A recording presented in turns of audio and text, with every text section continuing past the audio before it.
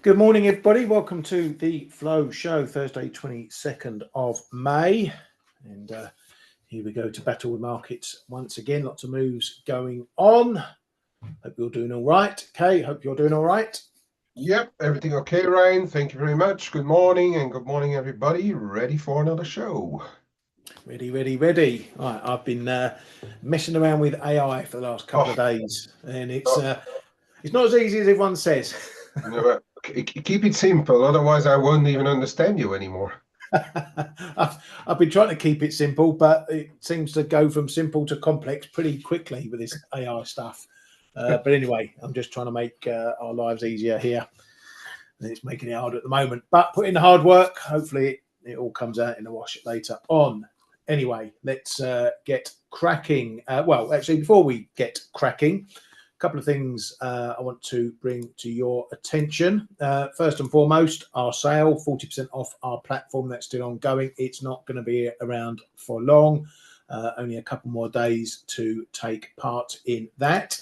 But we've also got our spring into summer sale going on our trader funding program.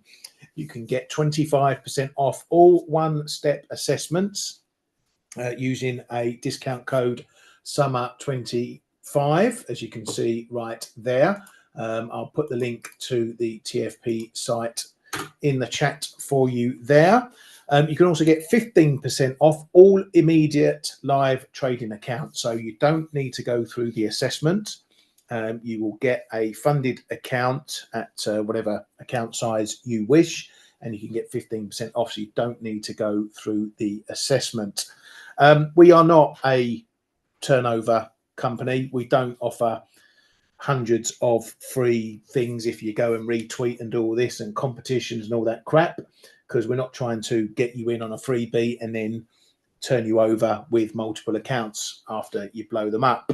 That's what all the other firms do. What we are doing here at the Trader Funding Program is trying to help you scale up your trading, get you doing it properly so that you end up making money. We do not want you to be taking multiple accounts. We want you to take one account, do it properly, make money, because then if you make money, that's how we make our money with the cut. But you can get up to 90% of the profits. So for that link and check it out.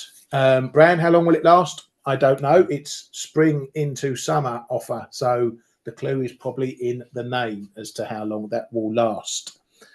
Okay, but as I say, we're not trying to turn you over like a lot of other companies are. They rely on hundreds of people taking, retaking. That's how they make their money. We're not interested in that. So don't be a Temu trader.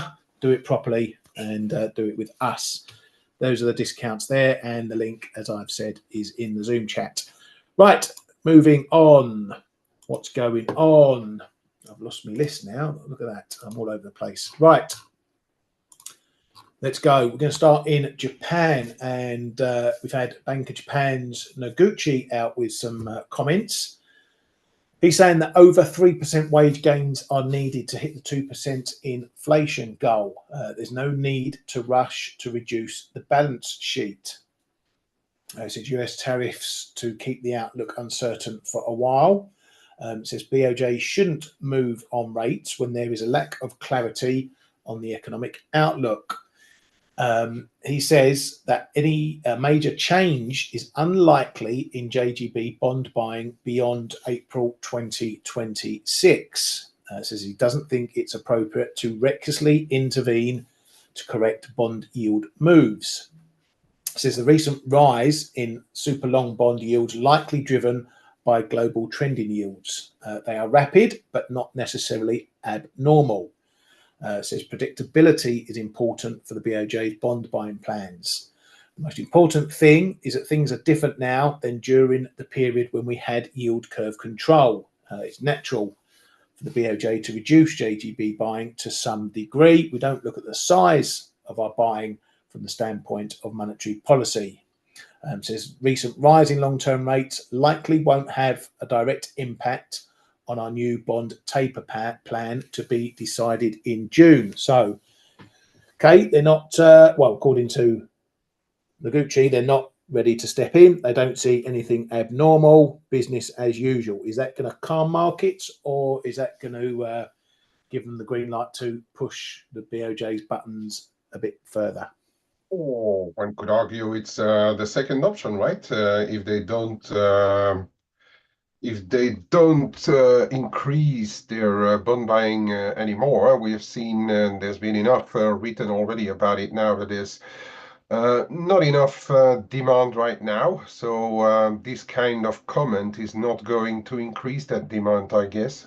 So yeah, those yields are trading at the highs and likely will continue to trade at the highs, especially if you look at what the 20-year auction yesterday gave in the US, which was not good.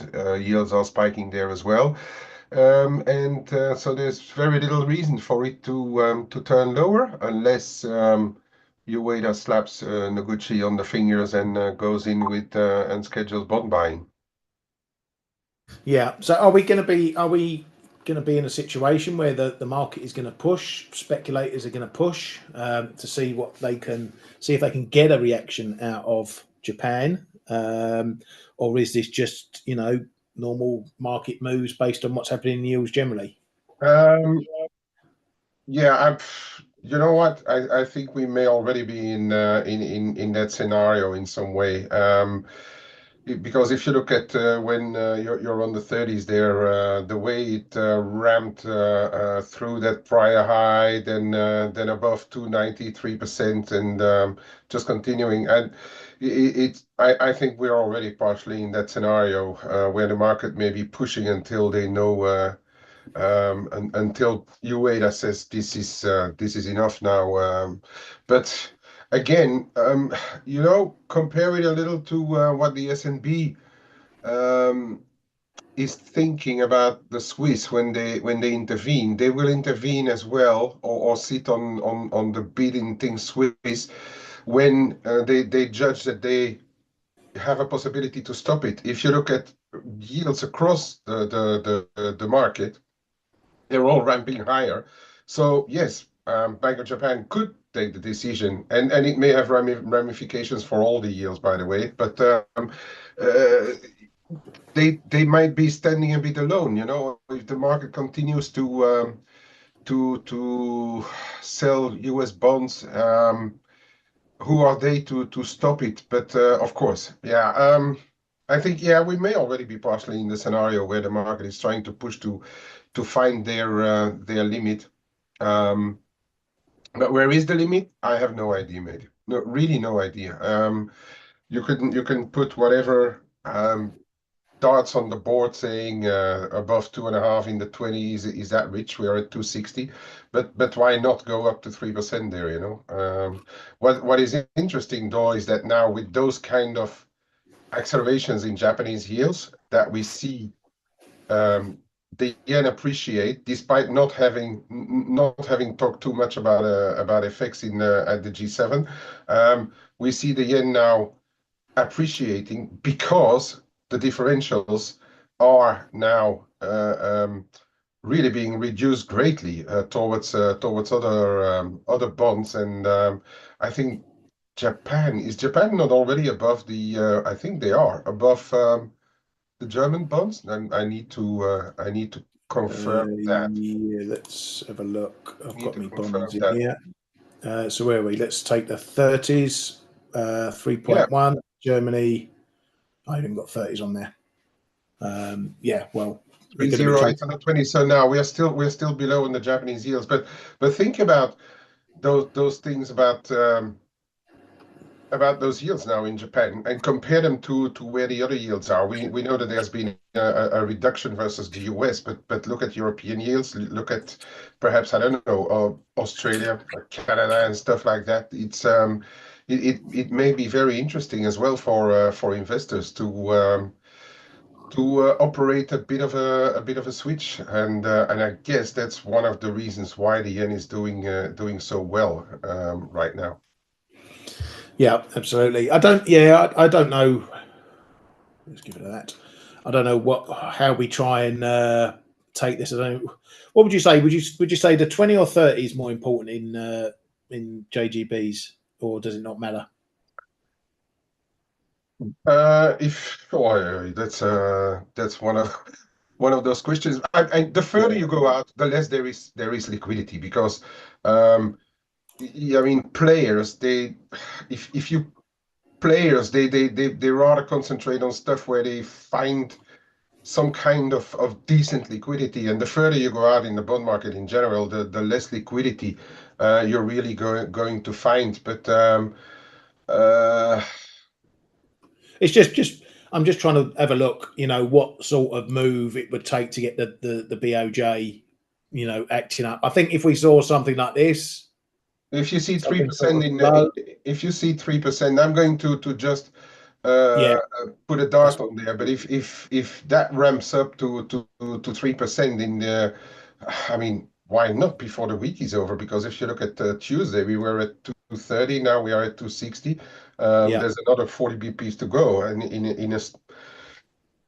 a market that goes a bit bonkers, we could hit it by tomorrow when the week starts next week. So yeah, I'm going to stick if I have to stick a number on it, 3% in the 20s perhaps.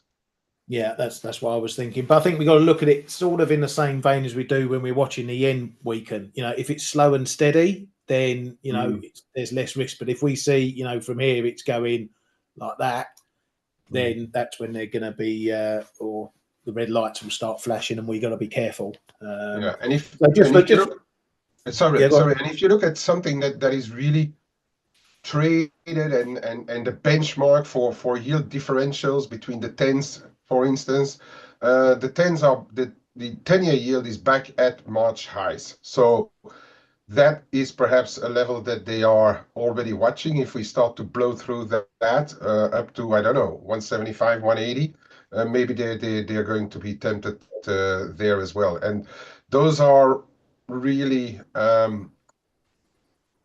the market is watching the differentials between the tens across the globe, right? So this is one where they for sure will keep an eye on as well. Yeah, absolutely. So anyway, we don't know the numbers, but we can make educated guesses as to what it will take for them to come in terms of price moves and whatnot. So something like that, and we're getting in, as I say, red light territory.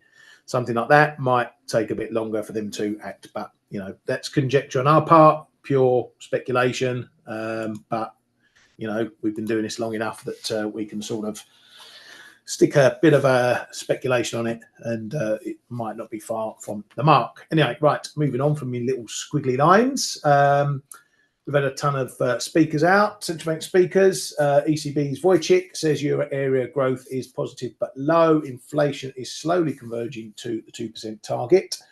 We expect to get close to the target by the end of 2025 and to reach target in early 2026.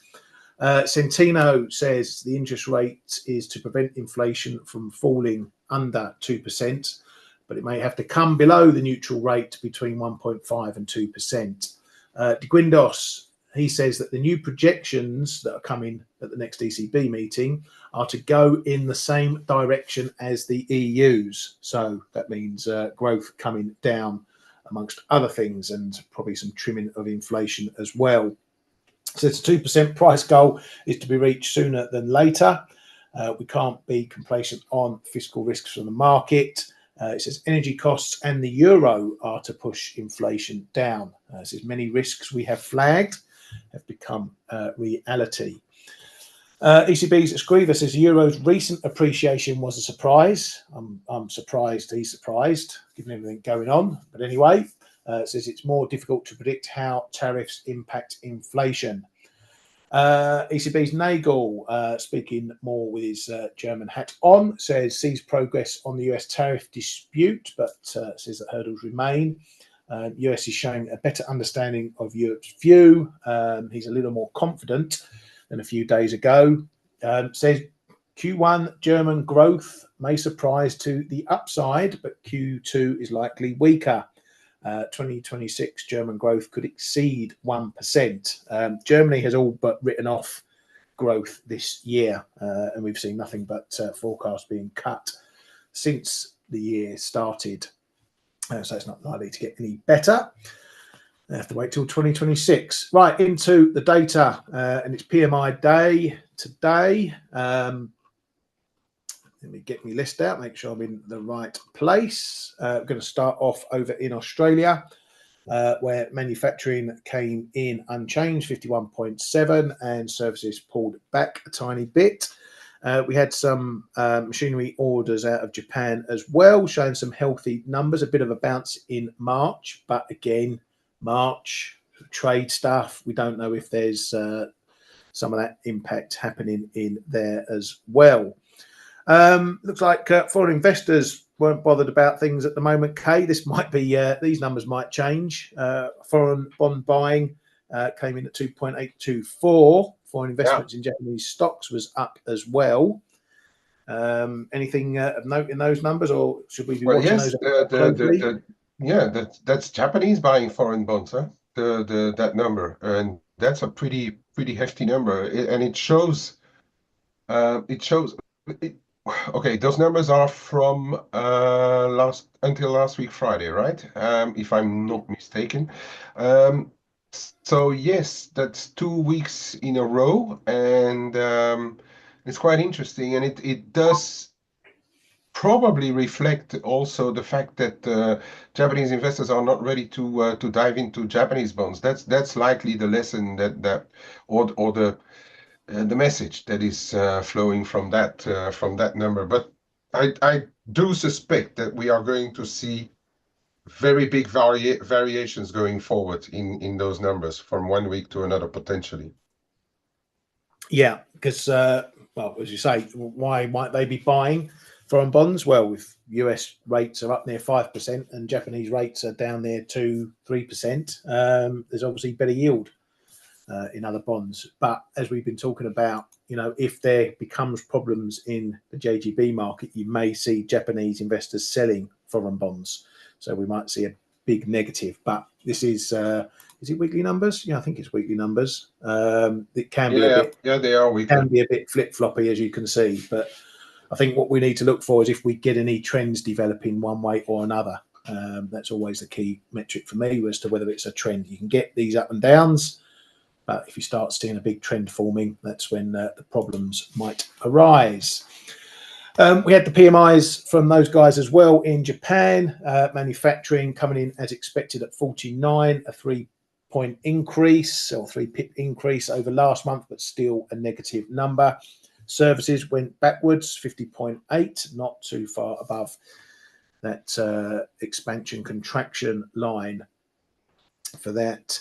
We've had a bit of data out of the UK as well. Good news for the Chancellor. I'm being sarcastic, of course. Net borrowing was up well above expectations. And last month, I think the highest for 4 years or something, and the fourth highest since the dinosaurs walked the earth, some such. Not that I pay much attention to it, but still borrowing pretty high.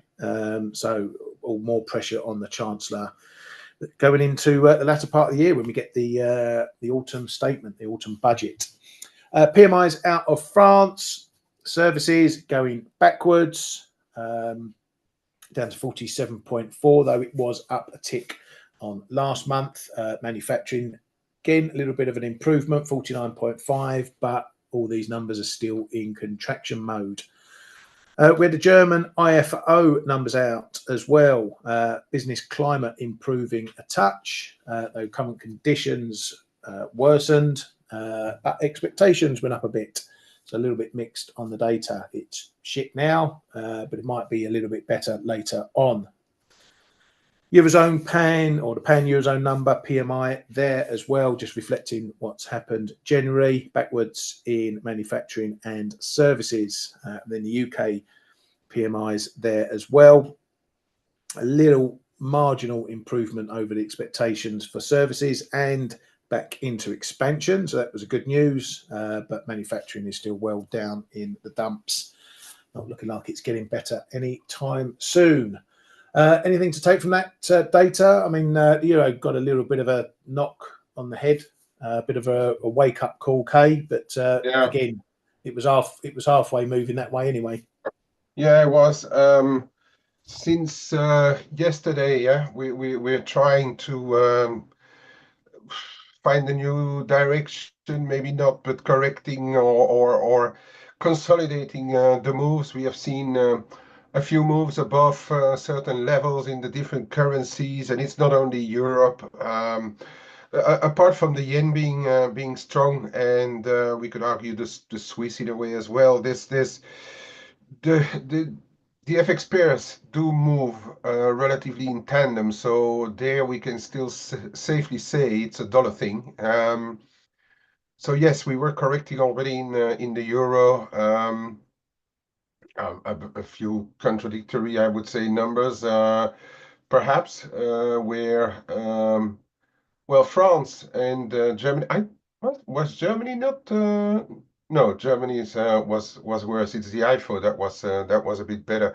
Uh, yeah, so I guess it's going to be a mixed bag of numbers, but the further we go down the line, the more clarity we should get, right, Ryan? Because then we're going to get real data about who's selling what and who's paying how much, and then you after all this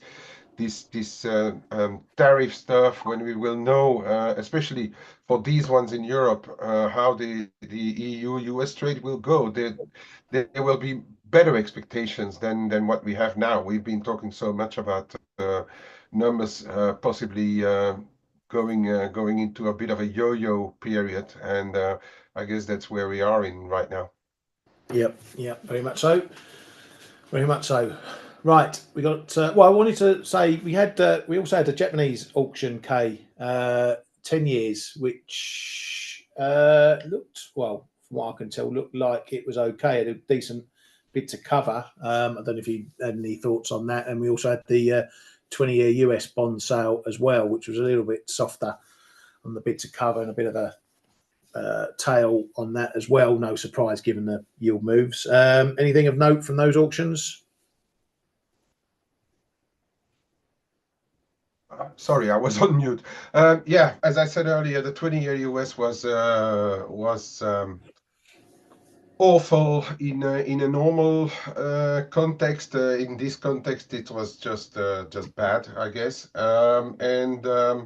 Yeah, that Japanese 10-year inflation bond. Yeah, yields are ticking up.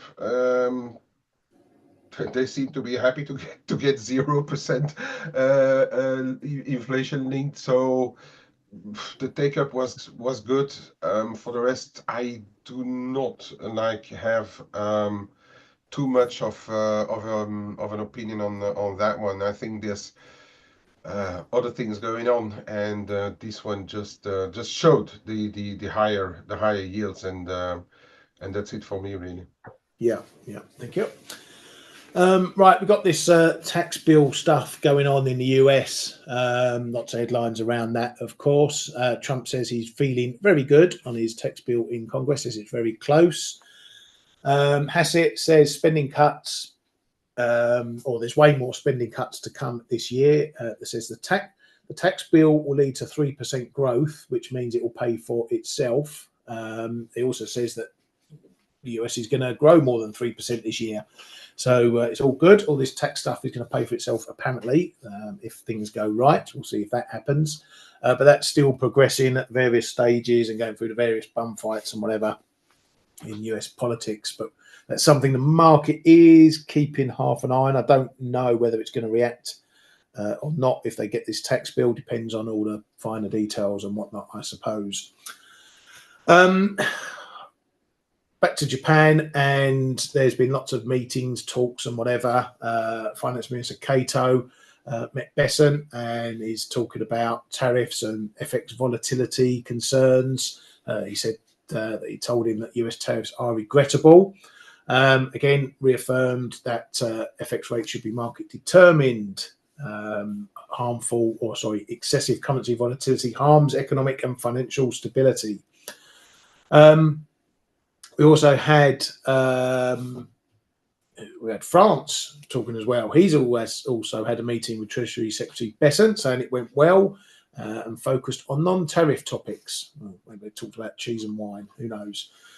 Germany's Merz says we won't reach our goals if infrastructure credits do not unlock massive private investment. So he plans to spend 1.5% of GDP on infrastructure with military uses. So all tying up with this defence and investment fund that they dreamt up. European Union. There was a story out saying that the EU are prepared or are preparing a trade proposal for the US to steer momentum into talks. So it looks like the EU are apparently being proactive in talks. One of those items we heard about fish between UK and Europe. Well, the EU may extend its lobster deal to broaden the tariff removal talks, according to the FT. So lobsters are on the menu. Boom, boom. I hope Michael Brown's watching this one. In other news, China's finance minister has apparently exchanged views on China-US trade ties with the US. Says also that China is willing to enhance communication and dialogue with the Netherlands. Says that US trade talks are an important step to bridge gaps, but multilateralism is needed to find a way out from the global trade turmoil. In this G7 stuff, there's all talks going on as well, and G7 leaders, apparently, according to Yahoo Finance, have tried to downplay any tariff disputes within that. They say there's no G7 split into 6 against the US. Ukraine-Russia stuff, German Chancellor Merz says there's no sign the Ukraine war will end soon. They welcome possible Ukraine talks in the Vatican. The Kremlin said that on the idea of the Vatican hosting these peace talks, so far no decision has been made on the venue, and a lot of work is possible on Ukraine peace is going on behind closed doors. It says no one is interested in dragging out the process. According to the Wall Street Journal, though, Trump told EU leaders in private that Putin isn't ready to end the war. Finland President Stubb said it's likely Russia-Ukraine will hold technical level talks next week, potentially in the Vatican. Meanwhile, UK and their allies have apparently exposed a Russian intelligence campaign targeting Western logistics and technology organisations. So there's still the dark war going on, if we call it that, behind the scenes. That's it on the headline front. Kane, have you got anything else, mate? No. I think we covered everything, mate. Good. Let's get rid of that then. Right.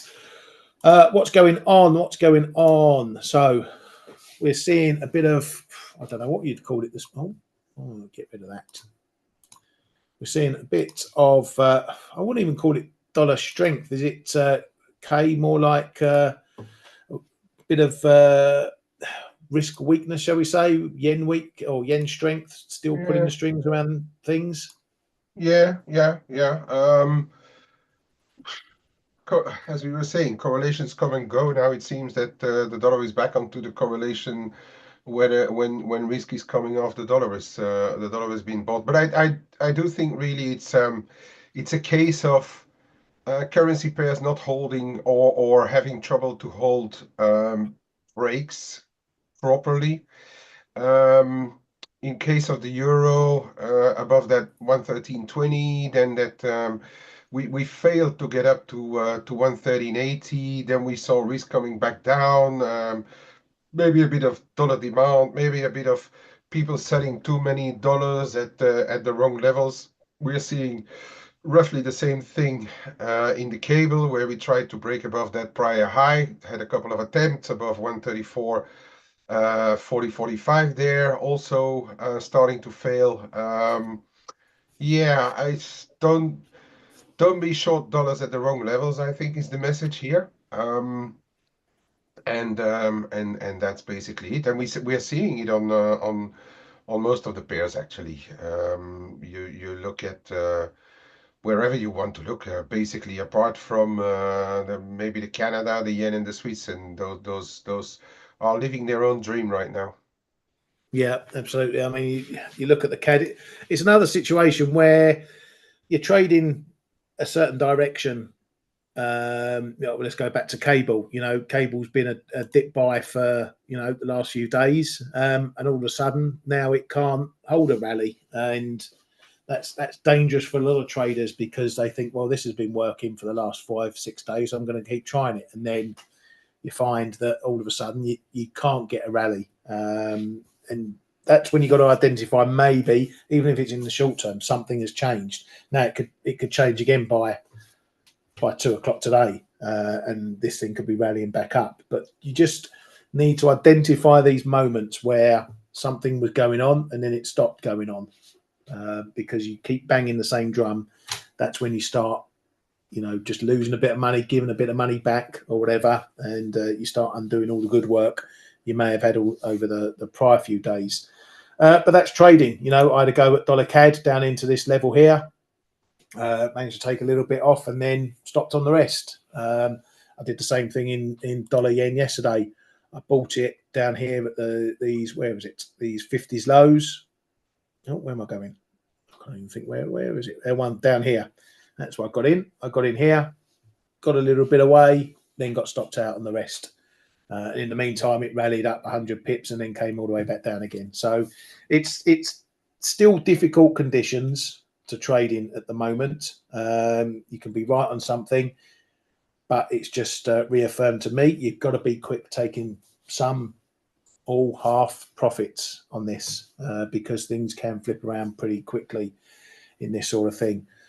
Euro sterling's been another one. We sailed up to this towards this 84.60. Now we're all the way back down to 84.20. So just when you think maybe you're getting something, you get a bit of a rug pull coming out. But for this one, and just go back to watching the levels. 84.20 is holding. That's what you want to see if you've still got a long bias on this one. If you've got a short bias, that's what you need to break for that one. But yeah, it's a lot of flipping around going on in these markets, Kay, at the moment. You really can't have a plan for more than 10 minutes. You know what I mean? And you said something spot on there. Don't wear out your account if you had a good run, and you can try a few things, but know that you can be wrong very quickly, and then or know quickly when you're wrong, and you're trying to do stuff in the middle of ranges and things. I've done the same thing on the Kiwi. I've done the same thing on the cable, but I really stopped out extremely quickly, just not to put my longer term profits into jeopardy. And the global picture to me has not changed yet. This is not a return of dollar strength, although people who are usually bullish on dollars may think that this was it, because we are correcting, but we are still above that 112.27 in the euro dollar. We're still above 133 and even 33.60 on the cable, for instance. We are still, if you look at Swiss, Norway, and things like that, we are still in the trend lower, but within it, you can have like those corrective activity, and I think it's really a bit of a mix. What we are seeing now is that the old correlation of higher yields, lower risk, drives people back in the dollar, or at least spurs take profits, which I have done as well on the positions that I had late last week and earlier this week. So yeah, and we can trade it that way, and which is to protect stuff that you have. Like we've been talking about it as well earlier in the week. If you have profits, because we are still in a changing environment, to take profits, because that's how you're going to keep your account healthy, and for sure have the opportunity to take the next trade. Because if you start to fatigue your account too much inside of all those ranges, it's you're not going to like it, and it wears out your confidence as well. Not only your account, but your confidence as well, and that is something that we need to completely avoid. So yes, we're talking about all those moves. I think it is corrective right now. It's too early to say that we are turning a quarter in the dollar for me at least. But in the meantime, just look what's in front of us and see where those things can take us. That's all I can say about all those moves right here and now. Yeah, very wise words, mate. Very wise words. I just want to give another little lesson, and this dollar mex is the perfect thing. Now, I was saying about this yesterday in our chat room. Okay, one thing you've got to be with your analysis objective. Okay, you can't let your positional bias, your trading bias, come into your analysis. Okay, for two reasons. One, because it's easy to do analysis that justifies your position. Okay. Oh, yes, this is going down. So blah, blah, blah, blah, blah. Okay. You need to go on the other side. You need to say, right, if things are going right, that's fine. What happens if things start going wrong? And this was the perfect case. You know, I said we were in a tight range here, 124, 1924, 25, 1930s was resisting up here. Okay. And I said that something's going to break at some point. Either we're going to break down or we're going to break up. Okay. I'd said that when we were just testing this 1930s. We came down and we held, well, we had a little poke, but then we held the level and boom, up we go. And then we carved up through all these little levels again. Okay. Now, I don't want to be right on this because I'm short, so I don't want the price to go up. But you have to identify where your trade might go wrong or start turning wrong. Now, I'm in profit, so this is about my margin reducing, my profit margin reducing, which I'm fine with because it doesn't matter because I'm at better levels. But when you identify things like this, it can help you adjust to say, right, well, I'm short, I want it down at 1900, but if it can't get there, what am I going to do? Am I going to do nothing, or am I going to take some profit because we're not getting through a level? Put some money in the bank in case this is the forever low, because you don't know. I was highlighting this level because that's where I wanted to take some profit anyway, and I pissed around with it and it wouldn't get there, so I took a bit of profit at 1928, I think it was, just ahead of my level. But right now, when it's trading 1940s, that looks like a good decision. Okay, I don't know whether we're going to 20 or going to 19 next. That's not my concern. But when I'm analysing charts, I have to think, right, where's this? Where I know where it can go right, where can it go wrong? And that's why you need to be objective with your analysis. Don't be positional biased. I'm short, this is going to 18. I don't care what happens in between. Okay. So that's a little bit of lesson. And then I'll just continue watching the levels. And if I need to tighten my stops up behind it to protect the rest of my profits, that's what I'll do. But it's a lesson here. Price action was perfect for this to say what would happen if that level didn't break and if that level got broken or not. So there's a little bit of a lesson for you. And on that note, I'm going to pass it over to Mr. K. Yay! It's going to be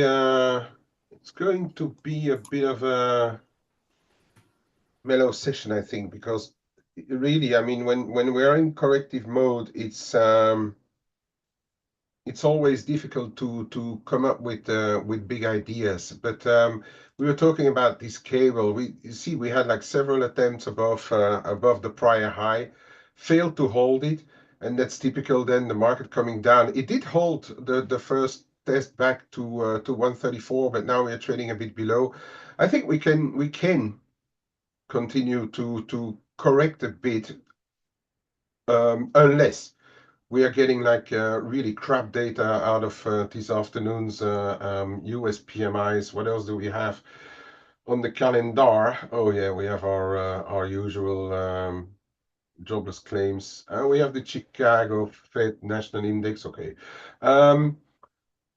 yeah, unless those US numbers are crap, it does feel that there is a potential to perhaps correct a bit further in the dollars. We're seeing the euro dollar also back below 113.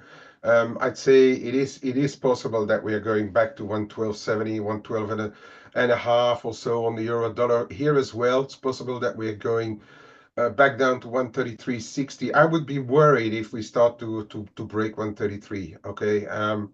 There I would be really worried with for the sterling, and that potentially is going to be a positive signal for the dollars. We probably will have positive signals in most currencies because, as I said, they're all moving quite in tandem. Because if you look at, for instance, what we've done in the Kiwi, we've done exactly the same. We broke here a trend line, then we broke the 61.8. We were trying to go, but then we stopped dead around the prior highs, and starting to come back down again. And now we're already looking at the other side, 58.85, 58 the figure. And actually, we are already trying to move below 59 the figure. So we're seeing these all pairs are roughly doing the same thing. So if you look at all dollar pairs doing the same thing, you have to think about what the dollar is really doing right now. And I do think it is on the back of two things, which is a bit of a return of the correlations, if we may say. That is the move down from those 59s in the S&P and in all US markets. That one is one reason, and then the other one is obviously, if you look on top here of my screen, is the ramp higher in US yields. There's always some kind of an inflection point where the market will say like, oh, okay, now we're short dollars, but we're paying 4% versus the euro, rather around 2% or so, or 180. You still pay funding away, so people are thinking about what they need to do with their positions. Okay, where am I here? So looking at what the rest is doing, gold moved above the 61.8 and the 50% of the longer retracement move, but we are not holding it either. Okay, so there as well we have a bit of a dollar move ongoing. Even though we saw the Asians buy it overnight, we are giving it all back. I think this is your hinge for the day: 33.11, 33.15. If we close the day back above, it's probably going to push forward. I guess somebody on Face is going to come up with a wave count here, perhaps 1, 2, 3. This is a 4, so maybe we could go for a look lower. I trust that some gold bears will come up with such a thing, but to me, I'm trying to keep it a bit more simple. Let's see if we get back below 3,300. We are not too far away. Whether we can tag one of those levels here, and I would say, where it's really going to get interesting is around 32, 40, 50 again, okay? Because that was our break, a break higher, acceleration, breakthrough. This one is now giving way, so keep an eye on if we can get back below or down to, sorry, 33.50, 33.40. I'm going to be interested down there, I think, if I see down there, because I don't think that the global situation is completely done. Silver, bit of a, I mean, wherever you look, it's a bit of a similar situation. Remember the Kiwi? It broke levels, and we tested the prior high and came back down. Same thing in silver. I thought it was going to be a pretty decent move here through this 33 and a quarter. I said that needed a confirmation to go through, and then we can be more positive. Well, the positivity lasted just for another 40, 50 cents, and now we are back into this 33.10.25 zone. Prior highs here, so this is a bit your hinge, your pivot of the day, 33.10.25, and just look at where we close the day for clues there. I think for as long as we are above 32.80, it still looks relatively positive to me, at least, but we need to respect all those levels, and it's really going on everywhere. So I'm not going to look at everything, but the other thing is, again, oil, and again and again and again, it fails to hold any rally. Okay, so this thing is coming back down. The OPEC once more said that they would continue with scaling back on their output cuts, and we've got another hit down. Okay, so again, I can't emphasize enough the importance of these levels. The day it flies through, it's gonna go another 10-20 bucks perhaps, but for as long as we cap around that 63-65, I personally will not be long either. I think we can call it a day there. Oh no, one I want to show, because I think this is one where we had a really decent breakdown, and since we are correcting now in the dollar, I think it's going to be very interesting to keep an eye. If this dollar Swiss, we could already stop here, by the way, but if this dollar Swiss rallies back up to 83.15, pay close attention, okay? Because now this line is probably gonna get there as well. Pay very close attention when dollar Swiss goes back up to 83.15. If the overall situation for the dollar, this was just a blip lower, let's say, a blip lower in all the pairs, a blip higher in the dollar. If we get there, we could really refuse to break back higher and start to go back down, back down again.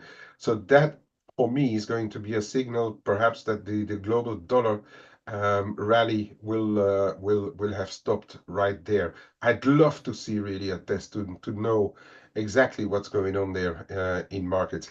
And with that, Ryan, back over to you, mate.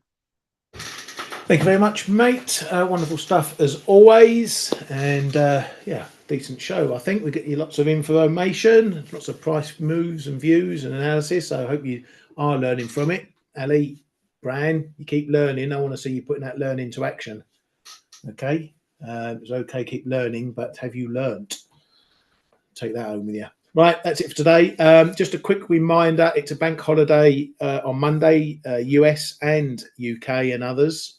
So markets are closed. There'll be no flow show on Monday. I don't believe there's going to be a face show either on Monday, but there will be, there may be the private shows, subscriber shows that we do.